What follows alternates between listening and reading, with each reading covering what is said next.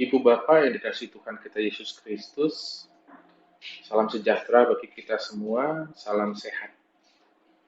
Bapak Ibu Saudara-saudara, apa sih sesungguhnya arti keselamatan di dalam Yesus Kristus? Apakah dengan mengimani bahwa anugerah keselamatan dalam Yesus Kristus itu kita kemudian sungguh-sungguh telah ada dalam naungan keselamatan Tuhan? Tetapi jika demikian, mengapa orang yang percaya pada Yesus Kristus masih harus bergumul dan menghadapi berbagai kesulitan? Bahkan seringkali iman yang sedemikian besar dari orang percaya justru menghantar orang percaya itu berhadapan dengan berbagai resiko dan ancaman. Nah, Ibu Bapak yang dikasihi Tuhan, demikianlah pertanyaan-pertanyaan iman yang seringkali muncul di benak banyak orang Kristen. Atau dalam kondisi pandemi COVID-19 ini, pertanyaannya adalah, mengapa orang yang percaya pada Yesus Kristus tetap tertular COVID? Atau bahkan harus berduka kehilangan orang yang dikasihi karena COVID? Pertanyaan-pertanyaan ini jangan buru-buru dianggap sebagai pertanyaan dari mereka yang kurang beriman. Sebaliknya, justru pertanyaan-pertanyaan ini bisa memperlihatkan keseriusan dalam memaknai apa artinya selamat di dalam Yesus Kristus. Nah, Ibu Bapak yang dikasihi Tuhan, pertanyaan-pertanyaan iman tadi itu sesungguhnya telah diantisipasi oleh Rasul Paulus dalam menjelaskan apa artinya selamat di dalam Yesus Kristus. Konteks besar pemahaman Rasul Paulus soal keselamatan adalah sejarah kehidupan sesungguhnya bisa dibagi menjadi dua bagian, yakni sejarah masa kini, yaitu sejarah dalam belenggu dosa, dan sejarah masa depan, yaitu sejarah keselamatan. Namun bagi Rasul Paulus, sejarah itu tidak kemudian terpisah karena di dalam Yesus Kristus, orang percaya melihat bagaimana Tuhan menghadirkan sejarah masa depan itu di masa kini. Di dalam sejarah manusia yang dibelenggu dosa, Tuhan hadir dan menganugerahkan sejarah keselamatan. Jadi, di tengah-tengah sejarah masa kini yang dibelenggu dosa itu, bekerja juga sejarah yang lain, sejarah keselamatan.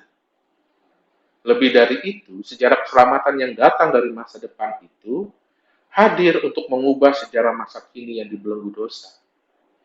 Transformasi kehidupan itu kata kuncinya. Itu ibarat seorang pembuat roti yang mencampurkan ragi dalam adonan kue, lalu memberi waktu kepada ragi itu untuk mengembangkan adonan kue.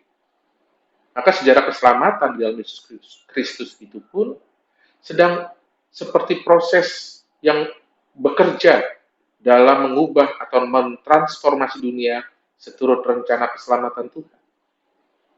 Kemudian kita dapat mengerti sebagai orang percaya, kita pun masih harus bergumul dengan duka dan derita, karena itu pun bagian dari proses dalam mengubah dunia dari kehidupan yang dibelenggu dosa menjadi kehidupan dalam anugerah keselamatan Tuhan.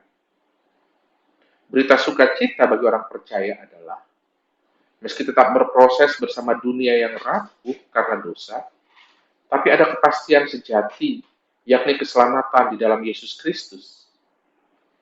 Lalu apa yang menjamin bahwa orang percaya akan dimampukan melewati proses transformasi dunia dan menyongsong karya keselamatan Tuhan? Kuasa Roh Kudus. Kuasa Roh Kudus yang akan membimbing orang percaya, yang akan mengikat orang percaya pada kasih Tuhan yang tak pernah lekang, yang akan menguatkan orang percaya dalam menghadapi pergumulan-pergumulan kehidupan, bahkan memampukan orang percaya melihat bahwa di dalam segala pengalaman hidupnya, Tuhan turut bekerja dalam segala sesuatu untuk mendatangkan kebaikan bagi mereka yang mengasihi Dia, yaitu bagi mereka yang terpanggil sesuai dengan rencana Tuhan. Sebagai manusia, kita lemah dan rapuh, tapi kuasa Roh Kudus akan bekerja dan menolong, sehingga kelemahan dan kerapuhan kita justru menjadi kesaksian betapa besar dan hebat kuasa keselamatan di dalam Yesus Kristus itu. Di mana orang percaya diberi iman pengharapan yang teguh untuk hidup meneladani Yesus Kristus Sang Juru Selamat itu, dan kemudian menyongsong janji keselamatan Tuhan. Maka ibu dan bapak yang dikasih Tuhan, melalui pembacaan Alkitab kita pada saat ini, kita kemudian hendak diingatkan akan beberapa hal. Pertama, kita diingatkan bahwa di tengah-tengah sejarah kehidupan kita yang seakan-akan penuh duka dan nestapa ini, sesungguhnya ada sejarah baru yang tumbuh dan sedang berkembang menuju kegenapan. Yesus Kristuslah pembaharu sejarah kehidupan itu, dan karena itu, sebagai orang percaya pada Yesus Kristus, hidupilah janji keselamatan itu dalam iman yang terus berpengharapan. Wujud iman pengharapan itu adalah tetap taat mengerjakan apa yang benar, adil, dan menghadirkan damai di tengah-tengah kehidupan yang rentan dengan konflik dan pertikaian karena ketidakadilan dan kerakusan hawa nafsu dunia. Wujud iman pengharapan itu adalah tetap mempraktekkan kasih yang peduli pada kehidupan sesama di tengah-tengah pandemi ini, dengan taat protokol kesehatan dan bertolong-tolongan. Kedua, kita juga hendak diingatkan, memang sebagai manusia yang hidup di dunia yang rapuh oleh karena konsekuensi dosa, kita pun tidak luput dari kesulitan hidup dan penderitaan. Tetapi fakta iman tidak berhenti di situ.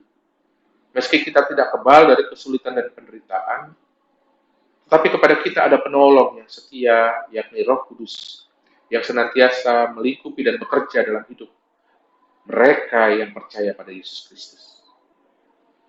Dalam kelemahan dan penderitaan kita, Roh Kudus yang akan mendoakan keselamatan kita.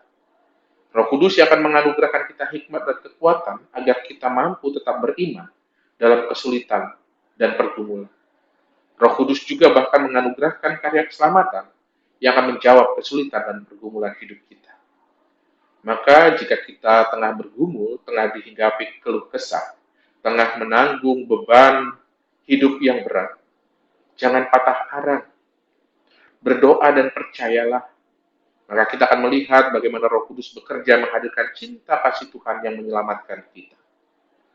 Dan yang ketiga, kita juga diingatkan bahwa keberimanan kita pusatnya ada pada Yesus Kristus. Maka sesungguhnya seluruh karya kuasa Roh Kudus yang bekerja dalam kehidupan kita adalah untuk memampukan kita hidup meneladani Yesus Kristus itu. Maka lihatlah apa yang diteladankan Yesus Kristus dan ikutilah. Taatlah pada Tuhan seperti Yesus. Meski terkadang jalan-jalan kehidupan yang Tuhan izinkan kita jalani, tidak segera kita mengerti maksudnya. Bersabarlah seperti Kristus dalam menanggung pergumulan-pergumulan, karena melaluinya kita sedang dibentuk dan diperlengkapi. Bersaksilah seperti Kristus dan kerjakan kebenaran keadilan Tuhan di tengah kehidupan. Karena kita sesungguhnya dipanggil menjadi Kristus kecil untuk membawa pembaharuan dunia seturut rencana keselamatan Tuhan. Maka mulailah itu dari keluarga kita, dengan peran yang Tuhan percayakan kepada kita, baik sebagai istri atau suami, baik sebagai ibu atau bapak. Mari kita membangun persekutuan kecil kita yang hidup meneladani Yesus Kristus. Dan percayalah, Roh Kudus yang akan memampukan kita, Roh Kudus yang akan menolong kita, bahkan Roh Kudus yang akan memperlengkapi kita untuk menjadi saksi karya keselamatan Tuhan di tengah-tengah dunia. Tuhan memampukan kita. Amin.